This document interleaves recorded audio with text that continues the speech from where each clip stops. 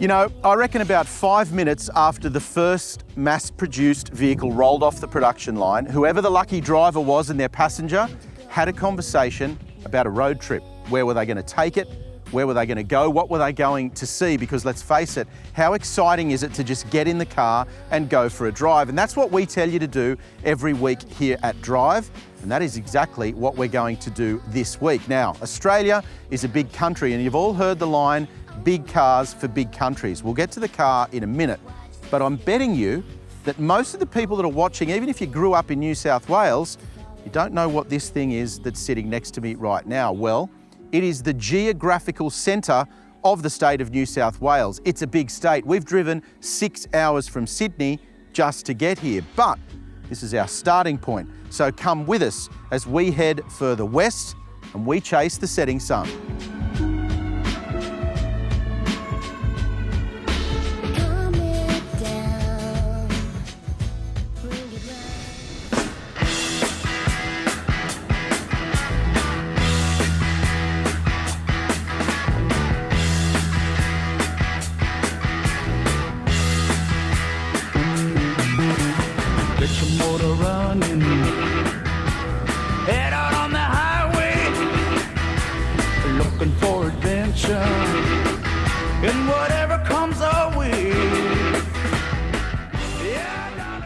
Now that line, big car for a big country, might not make much sense if you live in the inner city, but when you get out here, where we are right now, I like to call this the real Australia, and when you get out here to the real Australia, having a big four-wheel drive to go touring with makes a hell of a lot of sense. The vehicle we've chosen for this drive is the Toyota LandCruiser 300 series, and in many ways, it is as iconic out here in the Australian bush as the Australian bush itself. If you can pick a corner of this amazing continent, chances are a Toyota LandCruiser has been there, and while they're more expensive than they've ever been and they've got a lot more technology in them than they've ever had, and some people are a little bit concerned by that advancement, I still reckon that a large four-wheel drive like the Toyota LandCruiser is the best touring vehicle for families in Australia, and that's the vehicle we've chosen for this great drive.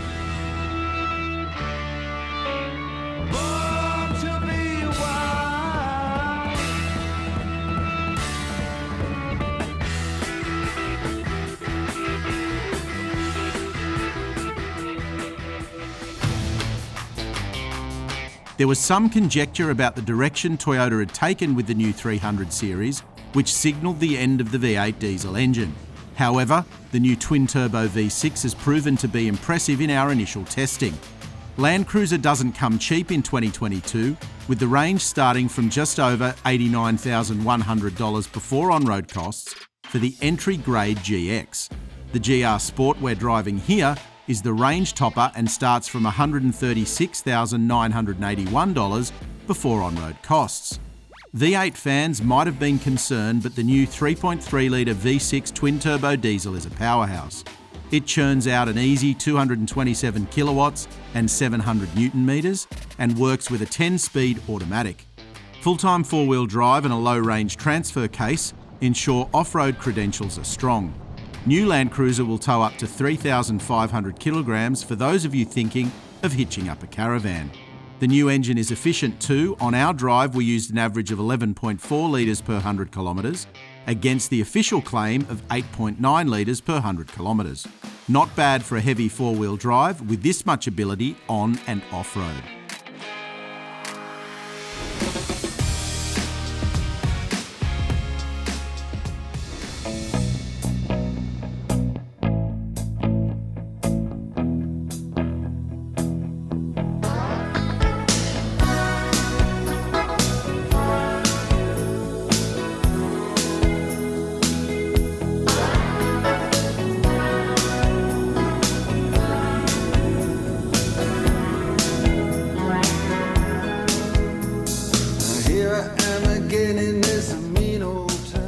The reason I love this drive this week is because you really do get a bit of everything. We've left from Sydney, and if you do head west, in that direction, you get a great drive even before you get to the centre of New South Wales. You come over the Blue Mountains, of course, you pass through Lithgow and Bathurst and Orange. We've come through Parks on the way out here today. It's a really, really interesting drive. We stopped in and had a look around in Tottenham as well, and it's a really enjoyable roll through the country to get to the centre of New South Wales. Like we said, that's already 6 hours down before you even start this road trip that we're on now. As you approach the centre, you do start to hit the dirt. We're driving on some dirt now. We're going to take you to a little town called Bobadar that's not quite as bustling as it once was. When you're so far away from me, there's gotta be a record of you someplace. You gotta be on somebody's books. The lowdown picture of your face, your injured looks, the sacred and profane. I love stories like this, and it's one of the reasons that we tell you to get off the beaten track. The hall behind me is the last, I guess, complete remnant of a once bustling town called Bobadar. I love exploring places like this, and it's one of the reasons I tell you to get onto these dirt roads and get off the beaten track, because otherwise you wouldn't be able to find abandoned towns like the one I'm standing in right now. You can see collapsed buildings all around me in the background, but this was once a town of between 300 and 400 people, plenty of kids. There was a butcher, a baker, there were 3 pubs, if you can believe it or not. Why don't you need 3 pubs in a town with 300 or 400 people? But curiously, there was no clergyman. I wonder why the people of Bobadar were so anti-religion back in the 1800s. And I tell you what though, before we head out, I'm going to go and take a look around. I'm going to have a poke around and see what I can find, because I love exploring these abandoned towns. And the fireworks over liberty explode in the heat on every street. Leaving Bobadar, we have pointed the 300 series towards Cobar, and the first point to make here is these are really good dirt roads. They're very well graded, they're smooth, and they've had a bit of rain out here, so that helps. Not as much dust as there might be, but these would get treacherous if there was a lot of rain. So as we always say, if there are warnings related to the roads, pay attention to them. Don't just head off down a road thinking that you can do it safely if the warning is that you shouldn't drive down that road. Tonight, we'll pull up stumps in Cobar. We're going to take a look at some stuff in town before we head off tomorrow morning. We'll have breakfast, and then we will leave Cobar in search of our final destination. Central Western New South Wales is one of the most interesting, diverse regions in the state, and Cobar is one of New South Wales' most vibrant inland towns. Spanning an area of more than 44,000 square kilometres, Cobar has a population of around 4,000 people. The town itself is one worth wandering around, with a number of heritage-listed sites and some beautifully preserved 19th century architecture. Established in 2003 by the Cobar Business Association, the Cobar Quid is a fantastic initiative brought in to encourage residents to shop locally. You can even buy a Cobar Quid coin at the bank in town. While there's plenty of farming in the region around Cobar, the economy out here is bolstered significantly by the extraction of base metals and mining, and that's immediately obvious as you roll into town and spot the huge mine. It's well worth a stop, not just for photos, but to read up on some of the mine's history. Cobar might be best known for its copper mine, but it was also a significant site for gold mining back in the day as well.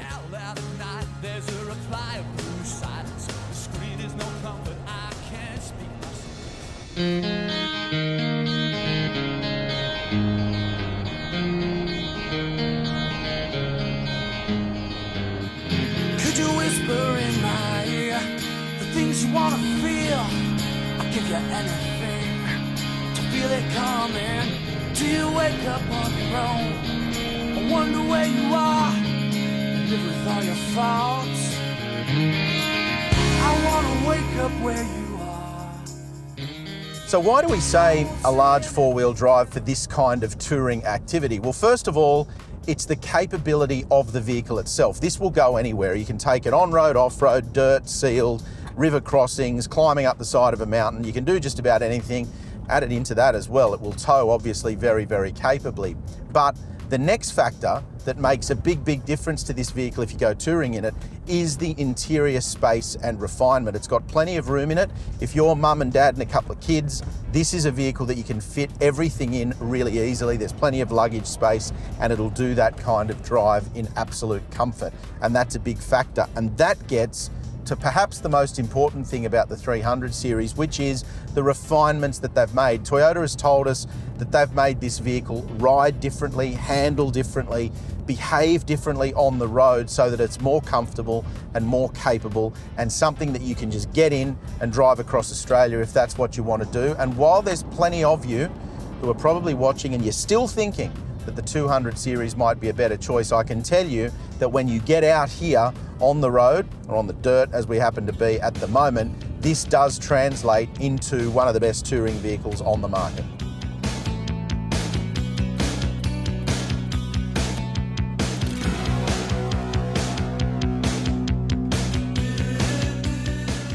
There's another must-visit location not too far outside Cobar as well, and that's where we are headed as we roll out of town.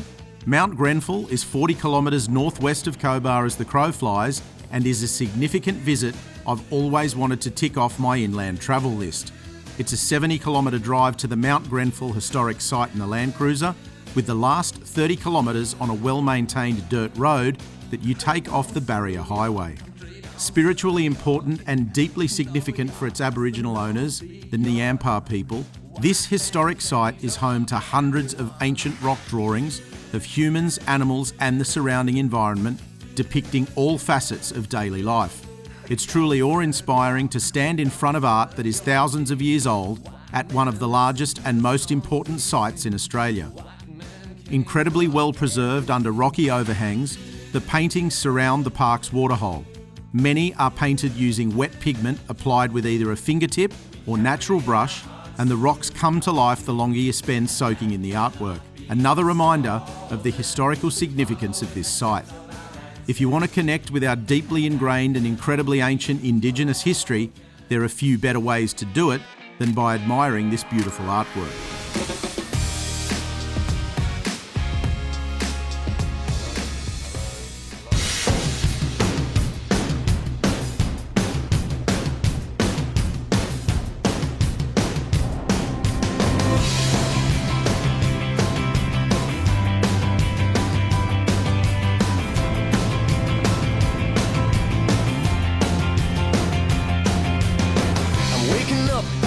Of the end of the world, but it's feeling just like every other morning before. Now I wonder what my life is gonna mean if it's gone. The cars are moving like a half a mile an hour, and I started staring at the passengers and waving goodbye. Can you tell me what was ever really special about me all this time? The big change with the 300 series, and obviously it looks different if you park it next to a 200, but the big change apart from the styling is the driveline. We've gone from a V8 turbo diesel to a V6 turbo diesel, big change there. Both twin turbo, but V6 versus V8. We've also gone from a 6-speed automatic to a 10-speed automatic. Now obviously, we won't bore you with all the numbers, but this is more powerful, it's faster, it's more efficient, it's better to drive than the outgoing 200 series on paper. But there's plenty of you watching that are probably a little bit skeptical of the technological advancement that Toyota has made with this 300 series. It is a lot more complex, and that's going to be a factor if you need to undertake repair work or fix something out in the middle of nowhere. But all that aside, is this better to drive than the 200 series? I reckon it is.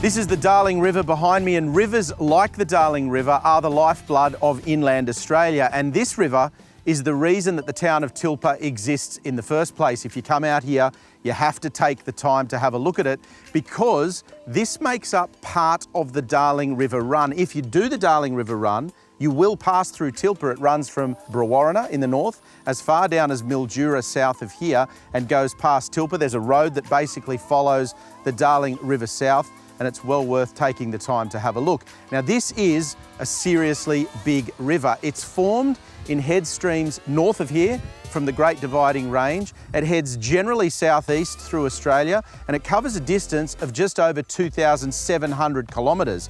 That's why we say it's a big river. That's further than the distance from Melbourne to Brisbane. The reward at the end of a long, dusty drive, not to mention a hot one if it's the middle of summer, is the iconic Tilpa pub. Established in 1894 and built with timber and corrugated iron, the Tilpa Hotel is considered one of the last remaining true bush pubs in Australia. You've probably seen the photos, but the inside walls are covered in messages, signatures and drawings left by visitors in return for a donation to the Royal Flying Doctor Service. Tilpa is along the Darling River Run, and you'll meet travellers from all over Australia when you spend the night as we did in the rooms attached to the pub. This is a truly iconic inland stay, with one claim to fame being the shortest heritage trail in Australia. The two signs are across the street from each other. Spend some time catching up with the locals, and there aren't too many of them either. The town itself is said to have a population of 4, but the surrounding area is positively heaving, with 44 people calling it home. I'm pretty sure that the night we spent in Tilpa, nearly every one of those 44 locals were at the pub as well. When the Darling River floods, Tilpa can be a pretty isolated place. Just take a look at some of the photos on the pub wall. In some of them, the pub sits on an island surrounded by floodwater. In its heyday, Tilpa was an important port for paddle steamers when they would pull in to deliver supplies to nearby sheep stations. The steamers would then continue on downstream, loaded up with wool. If you need a reminder of just how remote you can be in Australia, Tilpa is a great place to do just that.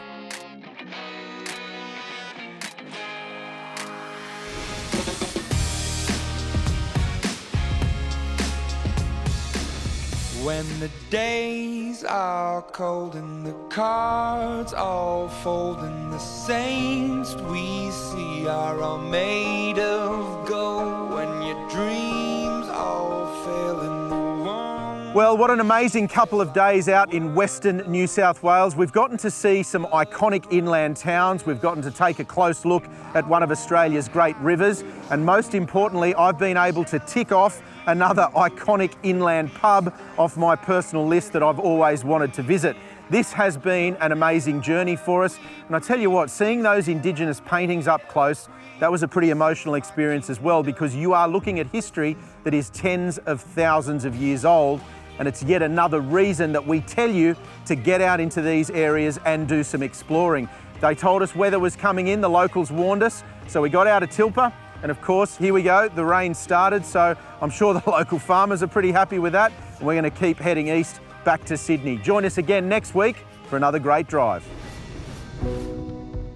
West of Dubbo, you'll find the town of Tottenham, where we started our drive to the geographical centre of New South Wales, and then on to the deserted town of Bobadar. We took the back roads from there to the mining town of Cobar, where we spent the first night. The next morning, we drove the 70 kilometres out of Cobar to Mount Grenfell and its incredible Indigenous artworks. From there, it's an easy run, much of it on dirt, to the iconic Tilpa Hotel on the Darling River. If you've got a large four-wheel drive touring vehicle, especially if you're planning on heading off-road or towing, it's crucial that you choose the right tyres before you leave. Head to Bob Jane T-Marts for all your tyre needs.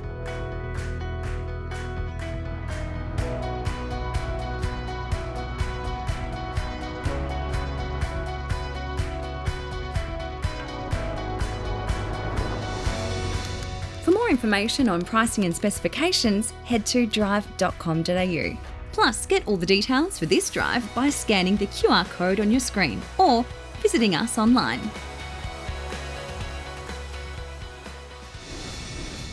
Coming up next week, we head up the coast and into the New South Wales Hunter Valley in one of the most premium electric vehicles you can buy, the Mercedes-AMG EQS 53.